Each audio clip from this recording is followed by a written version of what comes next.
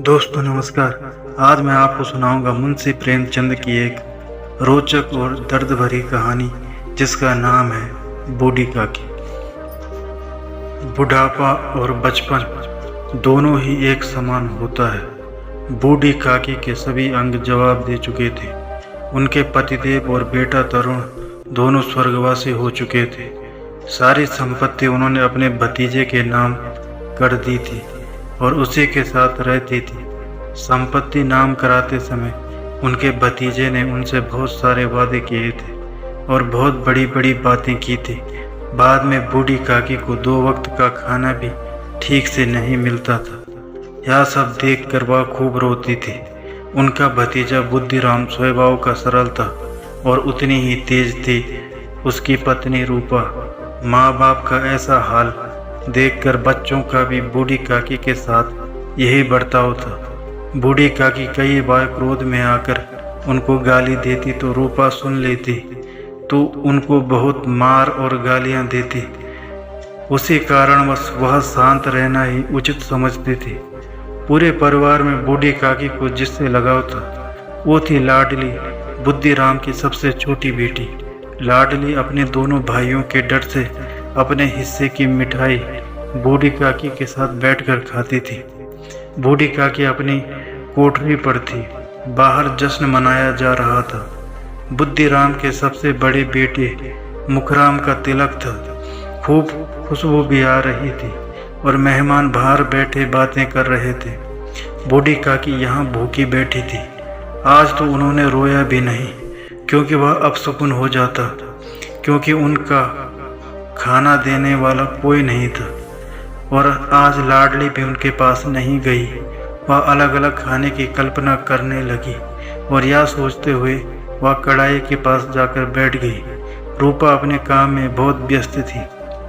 वह कभी यहाँ जाती तो कभी वहाँ जाती।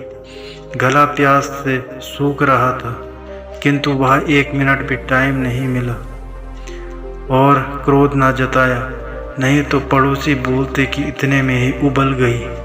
इन सब के बीच उसने बूढ़ी काकी को कढ़ाई के पास बैठे देखा तो उसे क्रोध आ गया। उन्हें दोनों हाथों से झटक कर बोली, ऐसे पेट में आग लगे पेट है कि गोदाम झोपड़ी में बैठे रहने से क्या दम घुटता था।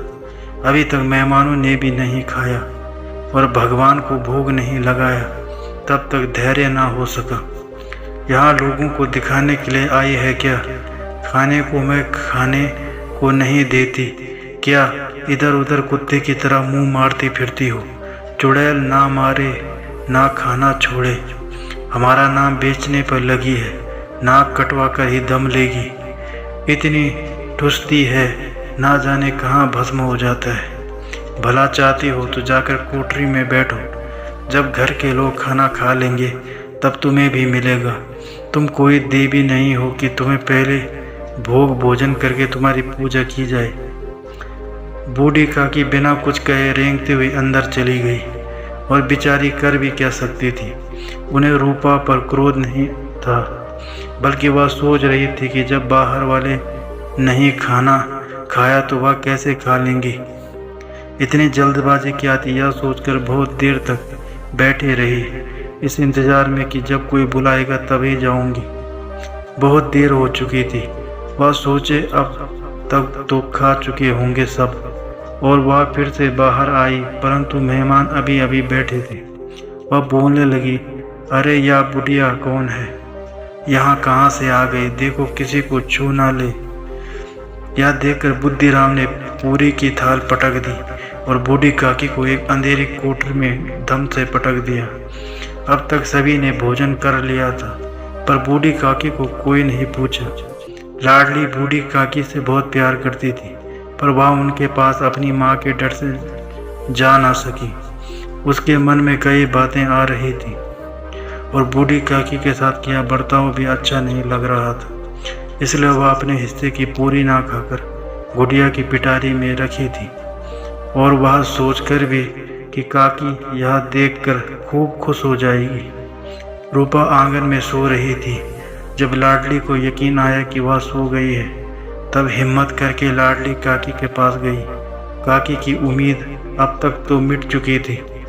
और जो कुछ भी हुआ वह उनके दिमाग में आ रहा था। उतने में ही एक आवाज़ आई, काकी उठो, मैं पुड़िया लाई हूँ। उन्होंने लाडली को गोद में बैठा लिया और झटपट सारी पुड़िया खा ली, पर उनका पेट ना भरा। उन्होंने लाडली को और पूरी लाने को कहा। लाडली ने कहा, अम्मा सोती है, जगाऊंगी तो मारेगी। काकी अधीर हो गई थी और उनकी इच्छाएं बढ़ गई थी। उन्होंने लाडली से कहा, मेरा हाथ पकड़कर वहाँ ले चलो जहाँ मेहमानों ने भोजन किया हो और इनका जूठा जहाँ फेंका हो। लाडली काकी को जूठे के पास ले जाकर बैठा दिया। काकी सबके जूठे पत्ते चाटने लगी।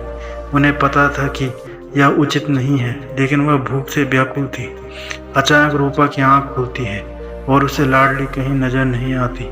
रूपा लाडली को इधर उधर देखने लगती है। तब उसे जूठों बर्तनों के पास खड़ी दिखती है और बूढ़ी काकी उन्हीं बर्तनों के पास बैठी दिखाई देती है। यह देखकर रूपा का दिल सन्न हो गया। उसे अपनी निर्दयता का ज्ञान हुआ। उसे समझ आ चुका था कि वह जिसकी बदौलत उसने इतनी दुर्गति की।